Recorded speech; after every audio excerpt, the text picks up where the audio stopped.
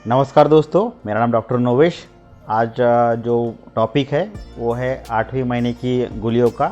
आप सभी को पता है कि जो हम लगभग 6-7 हफ्तों से जो चला रहे हैं, सीरीज जो चला रहे हैं, वो है मासानुमासिक गोलियों के बारे में। जो महीने के हर महीने में एक एक गोली या दो गोलियाँ उसको लेना पड़ता है। डोजेस को दो गोलियों को सवेरे शाम दूध के साथ में लेना पड़ता है भूखे पेट में। तो आज मैं आपसे शेयर कर रहा हूँ वो है 8वें महीने की गोलियाँ। उसमें जो घटक द्रव्य है वो रहते हैं कपित्त, बिल्व का मूल, बृहति, पटोल, इक्षुकामूल और निदिग्धिका। और इसको भावना देते हैं वो भी निदिग्धिका ही देते हैं। तो इस सभी का इसमें मूल का उपयोग बताया गया है, मूल लेने के लिए बताया गया है। जैसे कि बिल्व की मूल ले लिए, इक्षुकामूल ले लिए, इस तरह से। तो इसका जो उपयोग है, किस तरह से उपयोग हो सकता है 8वें महीने के गर्भ के लिए, तो ये मैं आपको बताऊंगा। उससे पहले मैं थोड़ा और इसकी जानकारी दूंगा कि ये जो 8वां महीना रहता है वो गर्भिणी के लिए भी बहुत एक एक्साइटिंग रहता है।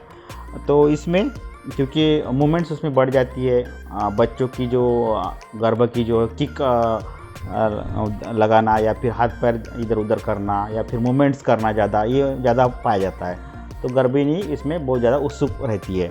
इस जो 8वां महीना रहता है उसमें बस्ती की ट्रीटमेंट के बारे में बताया गया है, जिसको हम एनिमा कहेंगे। मेडिकेटेड कॉथ के द्वारा इसमें कुछ ऑयल मिला के या फिर घी मिला के और कुछ दवा भी रहती है उसमें, वो मिला के काढ़ा जो बनाते हैं उसकी दवाइयाँ बना के बस्ती भी लगवाते हैं, नीरो बस्ती लगवाते हैं। और इसकी कुछ इसमें अनुवासन बस्ती भी प्रयोग ली जाती है।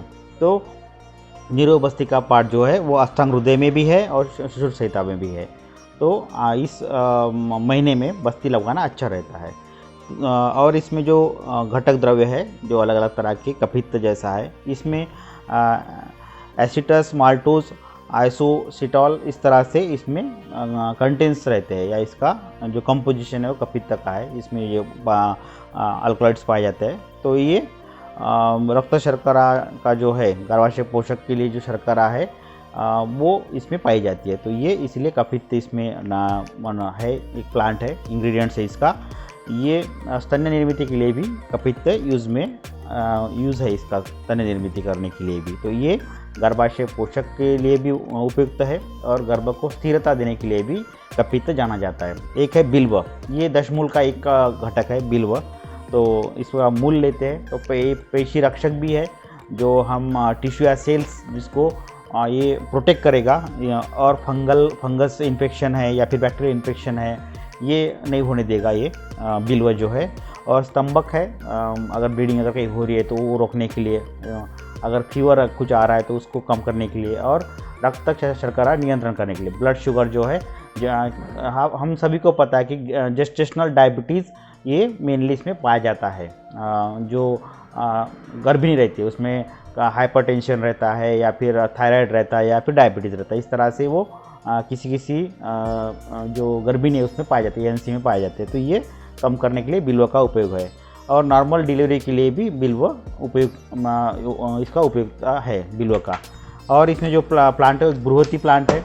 तो बृहति के बारे में बताऊंगा आपको कि यकृत के लिए, रुक्क के लिए, त्वचा के लिए, मस्तिष्क के लिए, मज्जासंस्था के लिए, गर्भाशय का कुछ अगर विकार हो उस तरह के, और शोथ हो, और जो ब्लड में जो फैट रहता है, चर्बी रहती है, जिसको हम कहेंगे कि जिसको हम लिपिड प्रोफाइल जिसे कहते हैं हम, कि कोलेस्ट्रॉल है, ट्राइग्लिसराइड है, एलडीएल है, एचडीएल है, इस तरह से। तो ये भी नियंत्रण करने के लिए, नॉर्मलाइज करने के लिए, डिस्लिपिडिया नॉर्मलाइज करने के लिए बृहति का उपयोग होता है। एक पटोल है इसमें, तो ये बलवर्धक है, पेशी रक्षक भी है, व्रणरोग करता है, जंतु संसर्ग जो होता है उसको कंट्रोल करने में ये काम आता है, मीन्स इन्फेक्शन कंट्रोल करने में काम आता है। ये शोथ जो है, स्वेलिंग जो है वो भी कम करने में काम आता है, और ब्लड की शुगर कम करने में भी ये काम में है। पित्त का नाशक करने में ये इसका उपयोग है। तो ये सभी इसके गुणधर्म है पटोल के। इसके बाद में मूल, इक्षु का मूड इसमें लेते हैं। तो ये स्तन्य जनन है, मीन्स जो गर्भिणी जो है उसका स्तन को बढ़ाने के लिए या स्तन फॉर्म करने के लिए या उसको प्रमोट करने के लिए ये इक्षु का मूड उपयोग में लाते हैं। सांस अगर बढ़ रही है उसमें काम आता है, त्वचा विकार में काम आता है, और हृदय को बल देने में और मूत्र स्वस्थता को इसमें भी ये काम में आता है इस शुक का मूल। एक लास्ट में निदिक्तिका, इसका जो है हृदय स्पंदन जो है ये मेंटेन करने के लिए इसका निदिक्तिका उपयोग करते हैं। ये बलवर्धक भी है, रुद्ध है और बलवर्धक है।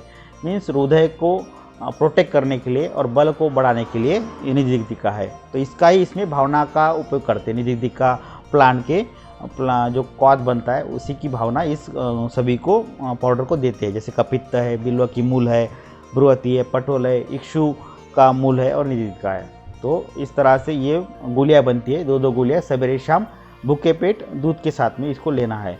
आप ये मैंने अभी तक आपको 8 तरह के मीन्स 8 महीने के अलग अलग प्लांट्स है, अलग अलग महीने में अलग अलग प्लांट्स है। इसका सभी का आपको मैंने क्या इम्पोर्टेंस है गर्भ के लिए और गर्भिणी के लिए, ANC है उनके लिए और जो यूट्रस में जो गर्भ पल रहा है उसके लिए, दोनों के लिए भी क्या उपयोगिता है वो मैंने आपको बताया। तो आप इसको ज़रूर सुनिए, आपके जो फ्रेंड सर्कल है उनको आप बताइए कि ये किस तरह से हेल्पफुल होता है सभी के गर्भ के लिए भी और गर्भिणी के लिए भी। तो ये सभी बातें पता रहनी चाहिए कि मैं आपको ये क्यों बात बता रहा हूँ कि ये लेनी चाहिए, क्योंकि ये दोनों के लिए भी ज़रूरी रहती है और इससे कोई हानिकारकता नहीं है, इसमें कोई रिएक्शन आएगा या फिर इसमें कोई साइड इफ़ेक्ट रहेंगे, ऐसा कुछ भी नहीं है। ये सालों साल से चले आ रहा है। पहले ये क्वाथ फॉर्म में आता था, अभी ये टैबलेट फॉर्म में आ रहा है। बहुत इजीली है लेने के लिए, कोई इसका लेने में कुछ कड़वाहट महसूस नहीं होती है, बहुत सादा सिंपल। इसमें कोटिंग भी आती है, अभी शुगर कोटेड टैबलेट आती है, तो वो भी आप ले सकते हैं।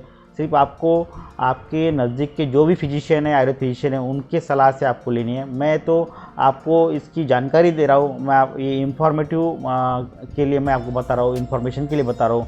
आप आयुर्वेद के प्रति भारत के लोगों की लिटरेसी बढ़े, भारत का जो गौरव है उसको आपके सामने रखने का मैं प्रयास कर रहा हूँ। और इसको आप अगर गोलियों को लेना चाहते हो तो आप नज़दीक के आयुर्वेद फिजिशियन के पास में जाके आप इसको उनकी कंसल्ट करके आप ले सकते हैं।